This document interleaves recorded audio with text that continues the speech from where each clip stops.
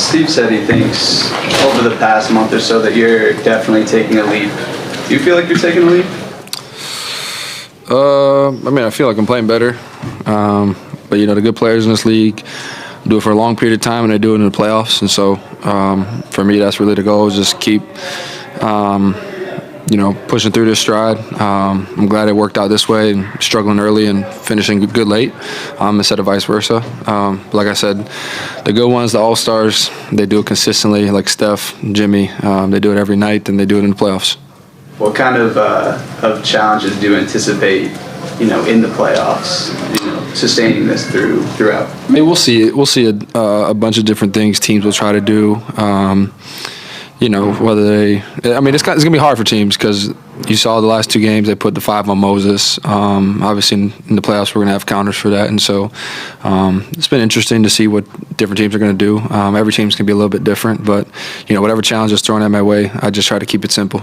As you've ramped up your scoring, have you noticed defenses kind of guarding you differently, or maybe loading up on your side, or have you noticed anything like that? I haven't ran as many ball screens as I did before Jimmy got here, so it's a little hard to tell. But they are running me off the line a lot, and passing I think is one of my strong suits. And so, just like kind of Jimmy does, you draw 2 people, you make the right play, and if they close out short, you shoot the ball. So I've just been trying to do that. My number's been pretty good. In terms of your footwork, changing speeds with finishes and whatnot, what kind of drill work do you do for those kinds of finishes?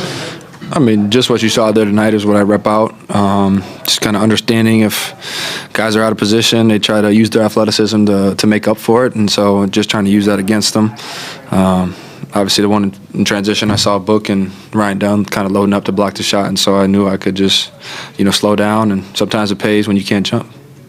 That you think you did a couple times tonight, slow down, transition. I guess where does that come from? Is that a move that you kind of developed, or did you learn that from somebody else? I didn't know that footwork was legal until we played Memphis in the in-season tournament at home. And I remember Scottie Pippen and Santi Aldama both did it and just stood on one foot for the longest time. And I thought it was a travel. They told me otherwise. And so since then, I've just been kind of using that to my own advantage. Just me not being that athletic, there has to be other ways that I can figure it out. And so that's what I'm trying to do. Have you gotten called for a travel on that move yet this season? No.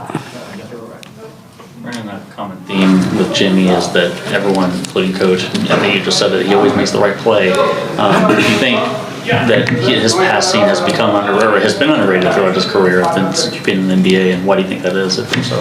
I think everybody knows Jimmy as playoff Jimmy, the guy that scores 50 in the finals, all that type of stuff. But I think so far, sometimes he almost passes to a fault. And we want Jimmy to be ultra aggressive. I talked to Steph before the game when tip-off started. We just tried to get Jimmy the ball as much as we could to start the game, to try to get him in the rhythm. And even though he only shot 4 shots tonight, he made the right play over and over again. But I know when playoffs roll around and it's time, Jimmy will be there. Trace had a big night tonight. Just how nice was it to see him do what he did tonight? It's been great. I've seen him do it in the low-minute games for guys that are in the state-ready group. He's been doing it for the last couple weeks now. So it was good to see him, Pat, Kevin, Jackson, and Braxton get out there and get some run.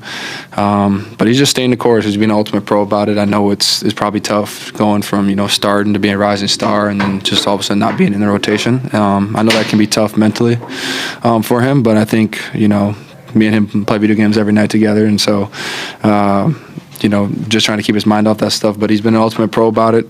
He gets in the gym, gets his stuff done, and just ready when coach needs him. Cool. We got to catch a flight. How nice is it to have a game like this where it's not too stressful and everybody can kind of take a load off in the fourth quarter? At that point of the season, it's like everybody tied, and like the standings. You look at to the standings, and you see like. You cannot lose games. We have a game like that is good, so we can play like basketball, like free. Like just move the ball, everybody touch the ball, everybody feel good. That gives the boost that we need for the end of the season. How much of a topic of conversation are the standings? We don't like we talk about it for sure, but we don't focus on that because we know it's game by game. We gotta win every game, every game, every game. So we, of course, we talk about it a little bit, but we know that it doesn't matter if we don't win. So like when we gotta play, we just lock in, say like let's play, let's win. Then we talk about it. So for the standings, are you just like checking it once, maybe in the morning, like okay, this is the standings, and you ignore it after that, or? Yeah, after every day, like when the day ends and you like every team play, you look at the standings and see like, okay, we're not in the play-in, we going to the we over the 6th seed, so we gotta keep like that. What have you made of the way Brandon has been playing recently? He's playing well, man. Like the way like biggest part that we winning big games is because of him, because he been hitting tough shots. He been hitting a lot of important shots for us. So like if you know like if you have because you already have Steph, you already have like Jimmy, Draymond, all these guys. But if you have another guy like BP, like he's playing right now, it's so tough to beat us. That it? Cool. Great. Yes. 2 more out here shortly. How nice is it to get a win like that when some of the veterans can rest in the fourth? Yeah, it's great. Especially coming off a loss and then seeing the standing and how they are and coming here, taking care of business so we can get ready, get those guys, the older fellas, a little bit of rest is really key. When did you know that you'd be in the rotation? Coach, I didn't really know until I was on the bench. I knew QP was out, but with everything, like you never know. So then I got to the bench, and then Coach Weems came up to me and he said, top of the second. So just started preparing myself for that moment. How good did that burst feel that you had in that stretch in that second quarter there? It felt really good. I mean, Draymond, Steph, Jimmy, just all talking to me. Steph getting me 2 lobs. Draymond telling me I'm playing great and stuff like that. Jimmy trying to coach me a little bit. Just shows what our vets do, and they instill confidence in you. Danny mentioned it on the way in here, but you're the first Warriors player with 100 dunks back-to-back seasons since 97, 98. Yeah, that's something I like to do. Dunk the ball with force, and so I'm glad I got that, but still a lot to build on. You have a favorite dunk this year? Favorite dunk this year? I don't know. It's been a long year, man. Long year, so too many to choose from. And you said when you heard that you were going to get the call that you were preparing for this moment. Mm-hmm. How'd you prepare? Just mentally, just staying locked in. I'm always kind of staying locked in and ready to go. But obviously the rotation's been not leaning my way as of recently. So, but always in the back of my mind, you never know if coach is going to throw you out there. And so I've been in this situation before. It's nothing new to me. The way Brandon's been shooting the ball for you guys the last, I guess, 5-6 weeks, just, what kind of momentum can that build for you guys? It's huge. Just the way that he's been playing, connecting, doing all the little things on the court. He's got a lot of confidence, and we're going to need that when the playoffs come around. When you say it's been a long year, what do you mean by that? Oh, it's just been a long year, man. I feel like this year's been like twice as long as last year. I don't know why. Maybe it was just like a rookie thing that season went by fast, but this year it's felt like it's been like ages. A quick, but deserved, appreciation for Brandon Podziemski's rise. Brandon Podziemski has quietly, but emphatically, become one of the most impactful players in Golden State's late-season surge. While the spotlight often shines on the Warriors' big names, it's the sophomore guard who's been turning heads and steadying the ship with confidence, poise, and a growing sense of ownership over the moment. Against a lackluster Phoenix Suns team missing Kevin Durant, the Warriors found just the kind of breather they needed after a bruising high-stakes battle with the Houston Rockets, the NBA equivalent of a spa day after 12 rounds in the ring. And if the team needed healing, Podziemski looked like someone who'd already taken his medicine. Whether it's recovery, rhythm, or something only those inside the Warriors' locker room truly understand, the fact is this: since returning from an abdominal injury, Podziemski has been a difference-maker. The key? Confidence. That quiet but unmistakable belief in himself has turned Podziemski from a curious young piece into a legitimate two-way contributor. He's playing faster, more decisively, and with a control that feels years beyond his age. That was on full display against the Suns, who had no answers for his tempo, footwork, or creativity. He froze defenders mid-air with a masterclass in body control, pivoting, up-faking, gliding, turning basic fundamentals into art. It's not just the highlights, it's the impact. Steph Curry bounced back from a cold night against Houston, dropping 25 points on 17 shots before getting the rest of the night off alongside Draymond Green and Jimmy Butler. Podziemski also exited early, but only because the damage was already done. He helped give the vets a stress-free night and carried a big part of the momentum that's reignited the Warriors in recent weeks. Meanwhile, the Suns looked like a team spiraling toward the offseason, out of sync, lacking identity, and clearly missing the jolt they hoped to get at the trade deadline when they failed to land Butler.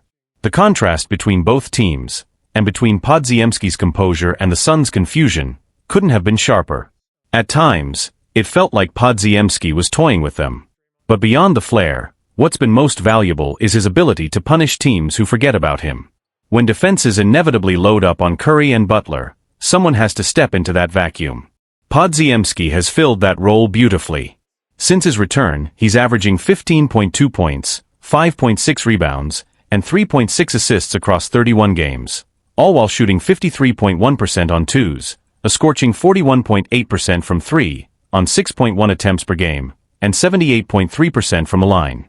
His true shooting percentage sits at an elite 60.1%. He's also hitting short mid-range floaters at a 50% clip. That's good enough for the 73rd percentile among combo guards, according to Cleaning the Glass. But perhaps most telling, Golden State is plus 184 with Podziemski on the floor over his last 885 minutes, a net rating of plus 9.0 per 100 possessions. He's not just fitting in, he's raising the ceiling. On a team that thrives on connective tissue, players who glue systems together without demanding the spotlight, Podziemski has become a vital thread. His presence helps the Warriors flow, fill gaps, and exploit weaknesses. And as the playoffs approach, that type of player is exactly who you want. Someone who doesn't just shine in garbage time, but thrives when the lights are brightest. Now the question becomes, can he keep this going when everything is on the line? If this current stretch is the real deal, not just a hot streak, but a sign of true development, Brandon Podziemski could be the wild card that tips the balance for the Warriors. And the league might want to start paying attention before it's too late. What Steve Kerr learned from the finale of White Lotus. After the Golden State Warriors faced a disappointing loss to the Houston Rockets, head coach Steve Kerr planned to head home and dive into the critically acclaimed HBO drama series, White Lotus. While it might seem like a strange way to process a tough defeat, there are valuable lessons to be gleaned from that season finale. The Warriors bounced back impressively, crushing the Phoenix Suns 133-95. They played with such ease and confidence that it felt like they had just enjoyed a week at a luxurious wellness resort in Thailand. Yet, it's clear that Kerr may have absorbed some key takeaways from the series' final moments. 1. Don't be afraid to shoot your shot. Whether you're confronting a personal demon or simply feeling the weight of your last game where you scored just 3 points, it's natural to feel hesitant about taking risks. But sometimes, you just need to pull the trigger, even if it means looking away from the consequences for a moment. 2. Embrace the challenge. Whether you're getting a perfect lob from Steph Curry or facing criticism from a family member about your choices, it's essential to tackle every challenge head-on. What's the point of all those protein shakes if you're not ready to digest the tough moments? 3. Lock down the big threats. In the past, Devin Booker has been a nightmare for the Warriors. But in their recent matchup, he missed all 5 of his three-point attempts and turned the ball over 5 times. Maybe the Warriors' perimeter defense got distracted by flashy plays, but they learned that allowing a lethal player like Booker any room to breathe is a recipe for disaster. 4. Seize the opportunity. Life often presents moments where you must boldly seize the prize in front of you.